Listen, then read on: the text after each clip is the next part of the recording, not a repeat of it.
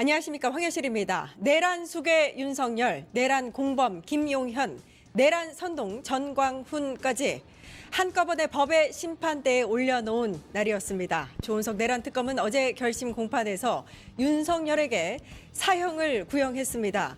헌정을 파괴한 책임을 법정 최고형으로 묻겠다는 판단이겠죠.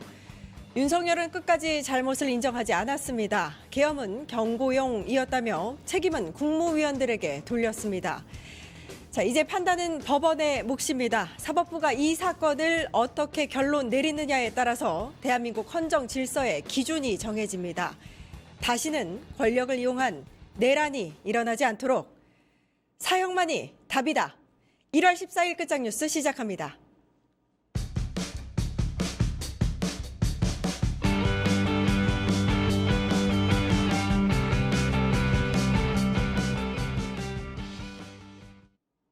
예, 내란 우두머리 윤석열에게 사형이 구형됐습니다. 특검의 구형 배경, 향후 선고 전망까지 자세히 살펴보겠습니다. 류혁 전 법무부 감찰관님, 더불어민주당 전수미 대변인님 나와 계십니다. 안녕하세요. 예, 안녕하십니까. 안녕하십니까. 예, 영상을 먼저 보고 오겠습니다.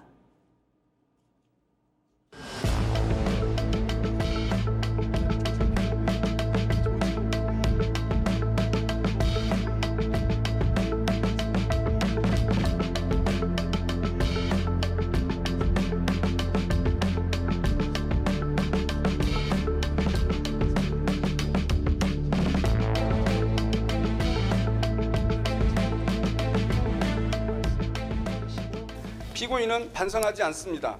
양형에 참작할 사유가 없고 오히려 중한형을 정해야 합니다. 따라서 법정형 중 최저형으로 형을 정함은 마땅하지 않습니다. 법정형 중 최저형이 아닌 형은 사형밖에 없습니다. 이에 피고인 윤석열에게 사형을 구형합니다. 정숙해 주세요. 예, 정숙해 주십시오.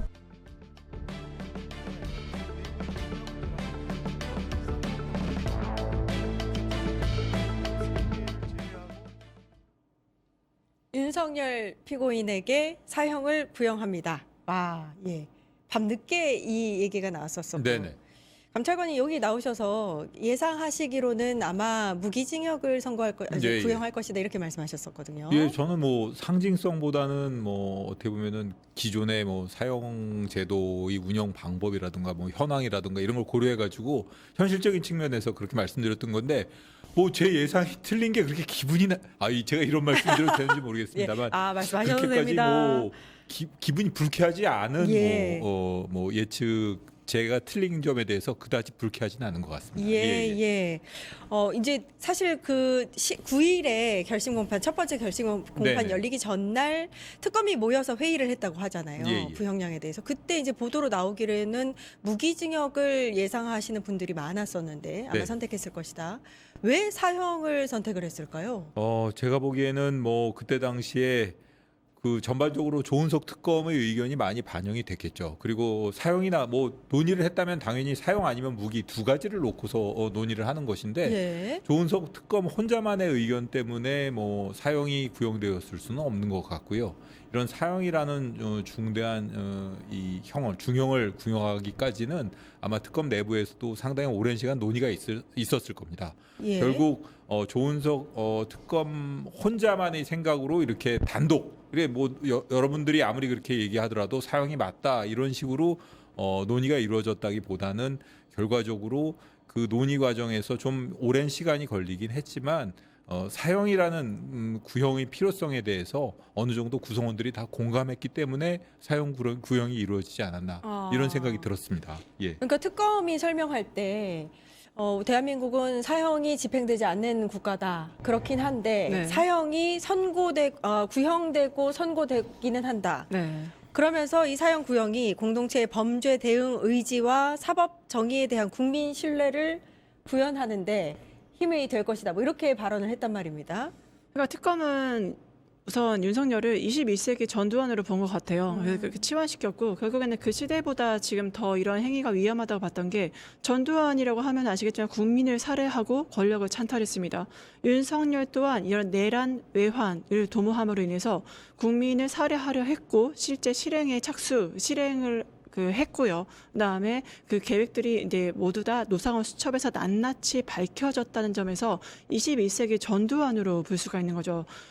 그런데 특히 지금 이 시대에 이것이 더욱더 굉장히 위태롭게 느껴지는 건 대한민국 헌정질서 본인을 반대하는 세력에 대해서 반국가 단체야 뭐 그렇게 언론 플레임을 짰던 게 바로 윤석열 본인인데 바로 특검에서는 윤석열 당신이야말로 내란 우두머리이자 반국가 단체 그 자체이기 때문에 경고를 내리는 거죠. 그리고 저는 이게 헌정 질서를 뒤흔든 거에 대한 경고일 뿐만 아니라 우리나라의 대한민국의 그 어떤 지도자나 권력자도 이 헌정 질서, 헌법 위에 서려고 하는 순간 당신도 이렇게 될 수 있다라는 이게 윤석열 개인에게 대한 경고가 아니라 대한민국 권력자에 대한 경고이기도 하다. 결국엔 민주주의의 헌정 질서의 마지노선을 제시했던 게 바로 특검이다. 그래서 만약에 법 위에 서려는 자 최고형 사형까지 당신은 구형될 수 있다는 그런 경고장을 날린 게 아닌가 싶습니다. 예.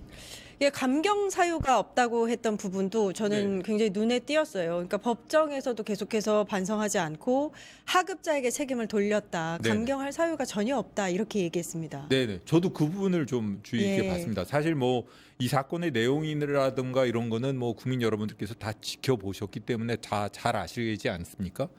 그 특검에서 사형을 구형하기까지의 그 어떤 과정을 거쳐서 사형을 구형하게 되었는지에 대한 설명이 좀 있었는데요.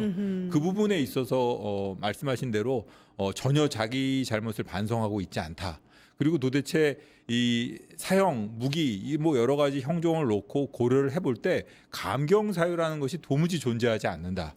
그리고 뭐 예를 들어 계엄이 일찍 끝났다라던가 뭐 이런 것들은 네. 도대체 윤석열로 인해서 계엄이 일찍 끝났다던가 뭐 이런 윤석열에게 이 그로 인한 혜택을 줄 만한 이유가 전혀 없는 그런 감경 사유라는 거죠. 그러니까 감경 사유가 전혀 없기 때문에 어쩔 수 없이 법정 최고형을 선택할 수밖에 없고 이런 이 사건에 있어서의 감경 사유는 전혀 존재하지 않는다라고 얘기를 했기 때문에 그 말을 듣는 지기현 부장판사의 머릿속이 좀 복잡해지지 않았을까 이런 생각이 들었습니다. 예, 그렇군요. 예. 네. 그 외에도 이제 어제 특검의 최종 의견 진술 직접 보셨을 거 아니에요? 네. 이거 어떻게 느끼셨는지. 전반적으로 볼 때는 나름대로 논의를 거쳐가지고 사실상 이 국민들이 그 사건을 지켜보면서 느꼈던 여러 가지 감정들을 뭐 긴 문장은 아니지만 잘 정리해가지고 검사 의견에 반영을 한 것이라고 보여졌고요. 예. 한편으로는 또 이렇게 순수하게 법률적인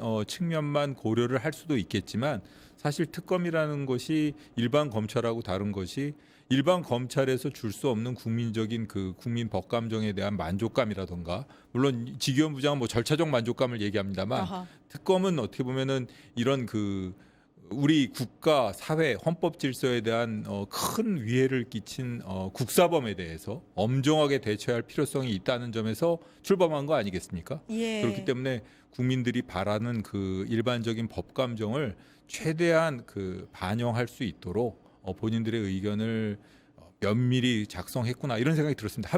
어쨌든 법률가로서는 뭐 여러 가지 할 말이 있겠지만 그냥 일반 국민의 한 사람으로서 지난번 1년간 계엄을 겪고 여러 가지 어려움을 겪었던 국민의 한 사람으로서는 저 역시 좀 그 사형 구형 그 소식을 듣고 카타르시스도 좀 잠깐 느꼈던 것 같습니다. 그러니까요. 어제 밤에 사실은 살짝 잠을 못 이렇게 웃어도 되는지 모르겠습니다. 사실 국가를 정말 위기에 빠뜨렸던 내란이 드디어 이제 조금씩 마무리가 지어가는 그런 하루다라는 생각으로 어제 잠을 들었던 것 같아요. 어떻게 느끼셨어요? 그러니까 저는 이제 윤석열 태도를 보면서 국민에게 끝까지 선전포고를 하네. 저 사람 아직도 광인 일기를 찍고 있네. 이렇게 생각이 들었거든요. 근데 태도가 특검이 사형을 구형을 이제 했던 거는 전두환 노태우 때보다 더 심각하다예요. 전두환 노태우 때는 군합발로 짓밟았잖아요. 근데 윤석열은 더 악랄합니다.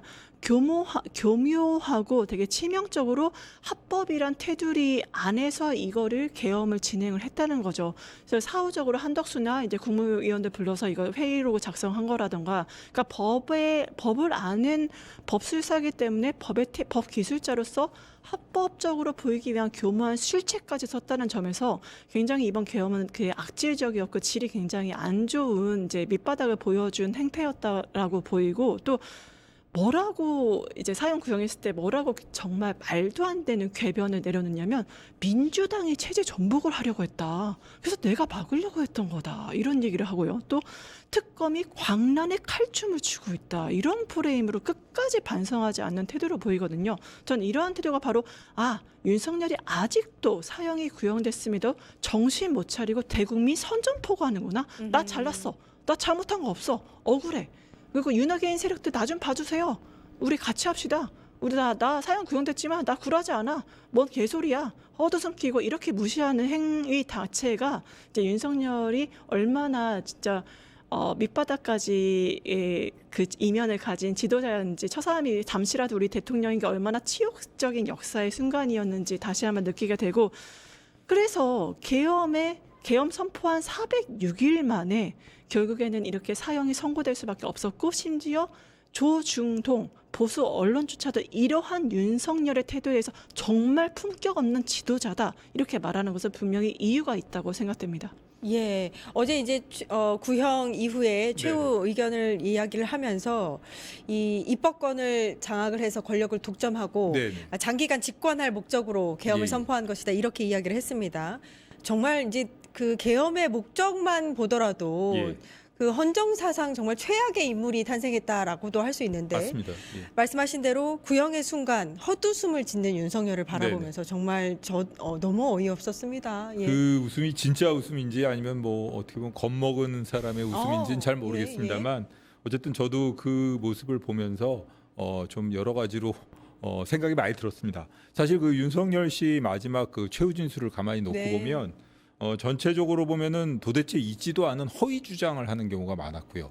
예를 들면 뭐 50% 이상의 국민들이 본인의 경고성 계엄, 메시지 계엄이라는 말에 동의를 해가지고 탄핵에 반대하는 상황에 이르렀다. 그러니까 있지도 않은 사실관계를 사실로 전제하고 본인의 논리를 이어간다든가, 또는 계엄 해제 이후에 경찰 간부와 통화하면서 여러분들이 국회의원들을 국회에 신속하게 출입을 시켜줘가지고 빨리 계엄이 해제될 수 있도록 만들어줬다고 본인이 격려를 했다. 이런 도저히 있을 수 없는 일들을, 거짓말이죠. 그렇죠. 그거. 예. 그렇습니다. 그런 거짓말을 하는 경우도 있고, 유리한 점, 예를 들면 계엄이 일찍 해제되었거나 이런 것은 혹은 뭐 여러 가지 상황은 본인이 그건 의도했기 때문이다. 그렇게 일찍 해제될 수밖에 없는 상황임을 알고 그걸 끝까지, 했다. 예. 이런 주장을 하고, 불리한 점에 대해서 일부 불리한 점, 바꿀 수 없는 부분이 있지 않습니까? 그런 부분에 대해서는 자기 잘못이 아니라 다 김용현의 잘못이거나 다른 사람의 잘못이다. 이런 식으로 책임전과 유리한 점은 마치 자기가 의도했던 것처럼 거짓말을 하는 경우가 보였거든요. 결론적으로 말해가지고 엄청난 인지 부조화를 해결하기 위해서 사후적으로 자기 합리화, 아주 그냥 심한 자기 합리화를 한 최후 진술이 아닌가 이런 생각이 들고요.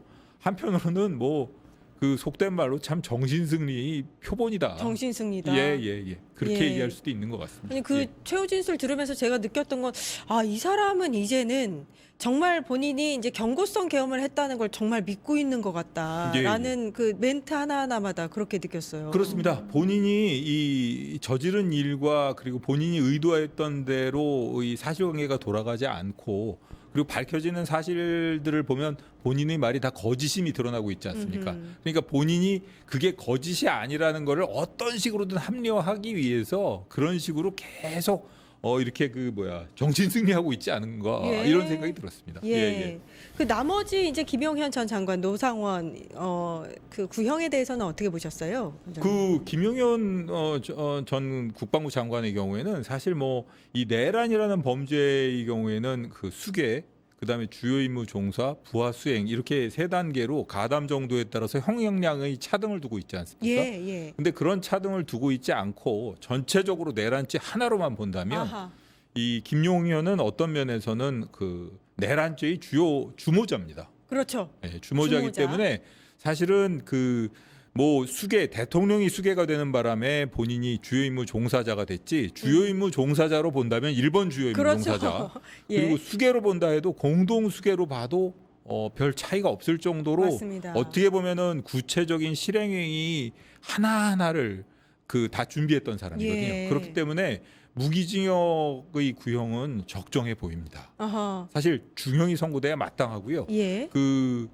이 사건에 있어서 가장 중한 책임을 져야 될 사람 두 사람을 꼽으라 한다면 결국은 윤석열 씨와 김용현 전 국방부 장관 이 예. 두 사람이 될 겁니다. 예. 예. 그래서 김용현의 그 구형량을 먼저 정하고 네네. 윤석열은 내란 수계니까 사형이 됐을 것이다. 뭐 이런 분석도 이어지더라고요. 그렇게 볼 수도 있는 것 같습니다. 김용현을 무기징역으로 처벌해야 된다면 그러면은 그보다 더한 최초의 이 일을 계획했던 하자고 제안을 했던 수계는 어떻게 처벌해야 되느냐? 그럼 뭐 답이 나오는 건 사형밖에 없는 게 되겠죠. 예. 1심 선고가 2월 19일 오후 3시로 예정이 돼 있습니다. 마지막 그 결심 공판 모습을 보더라도 지기현 부장판사는 윤석열 측 11시간 동안 서증 조사하는 거 다 들어줬어요.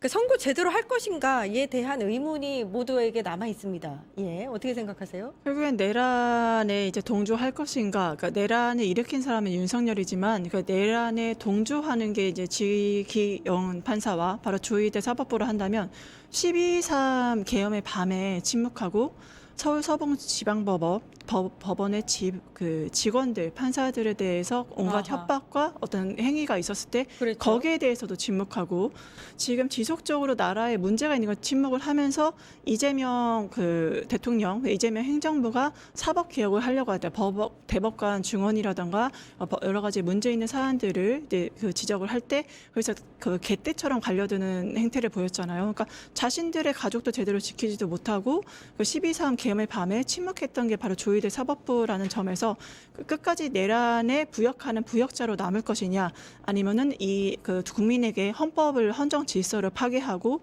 국민에게 총뿌리를 거너서 이 대한민국 전체를 흔들었던 내란 외환죄를 저지른 윤석열과 이제 절연할 것이냐 그 운명은 이제 지기현 판사가 지고 있다 그렇게 보입니다. 아, 그렇군요. 2월 19일 오후 3시.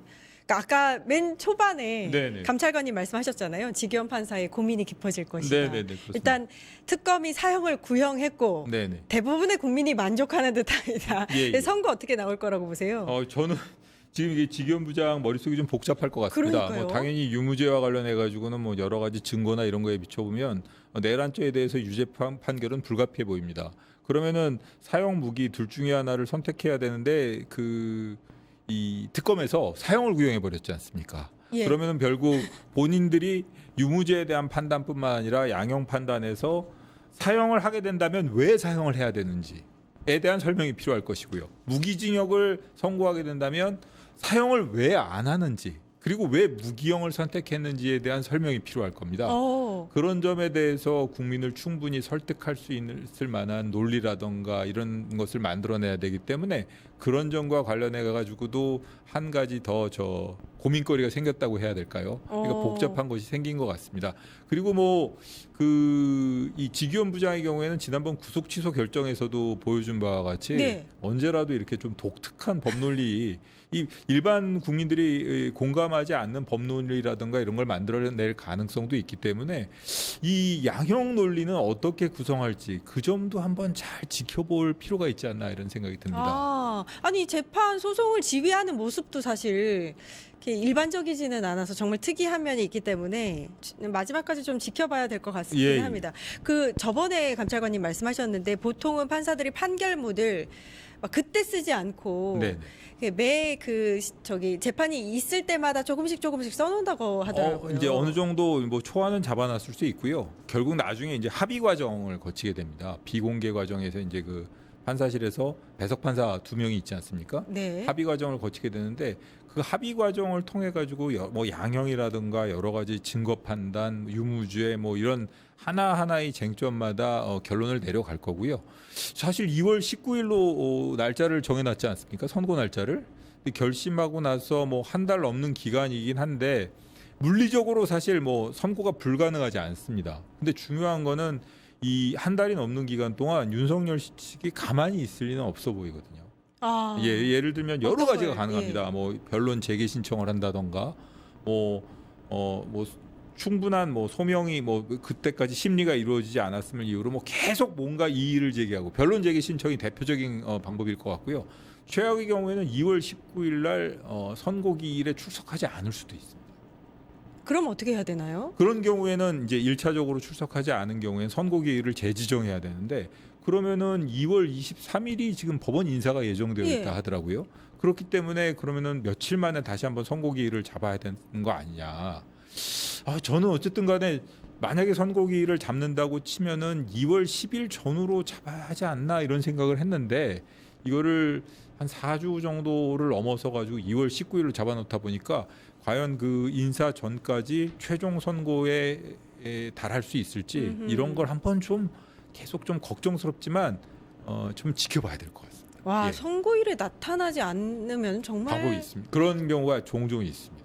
아, 결과가 지금- 이미 예상이 될 때는 그게 그렇죠. 선거에 나타나지 않죠. 그리고 너무 뻔하고 대국민 망신을 하고 싶지도 않고 근데 포토라인에 섰을 때 표정 관리라던가 그런 워딩에 자신이 없을 때는 나타나지 않는 경우가 종종 있습니다. 그럼 마지막까지 선고를 할 수 없는 건가요? 그렇게 되면 나타날 때까지 선고를 못 하는 건가요? 그날 선고기일 불출석의 경우에는 보통 선고기일을 재지정을 합니다. 계속 피고인이 재지정하고 없으면. 또 계속 재지정하진 않고요. 하진 않고. 예, 계속 재지정하진 한번 더. 않고 그럼 그 다음 날 어느 정도 해야죠, 뭐. 그날 불출석 상태에서 아하. 선고기일 한 번 예. 정도는 선고기일 재지정을 해야 될 것 같거든요. 아하. 그런 경우에 최소한 절차적 만족감을 중요시하는 절차적 지기현 부장께서 계속 뭐 피고인 지금까지 불출석 계속 상태에서 뭐 기피 신청하고 계속 딜레이 전략을 썼던 게 윤석열 측, 김용현 그러니까. 측이기 때문에 아마 수단과 방법을 가리지 않고 모든 국민이 기대하는 아. 그 이상의 것을 상상 이상의 것을 하는 게 윤석열이라서 예, 아니 뭐 기대하셔도 될 것 윤석열한테는 사실 같습니다. 기대하는 게 거의 없고요. 지기현 부장판사 끝까지 지켜봐야겠네요. 한번 이거 봐야 어떻게 될 것 하는지. 같습니다. 예. 알겠습니다. 사형 꼭 선고하시기 바랍니다. 류혁천 법무부 감찰관님 고생해 주셨습니다. 감사합니다. 파파파파 증권홍합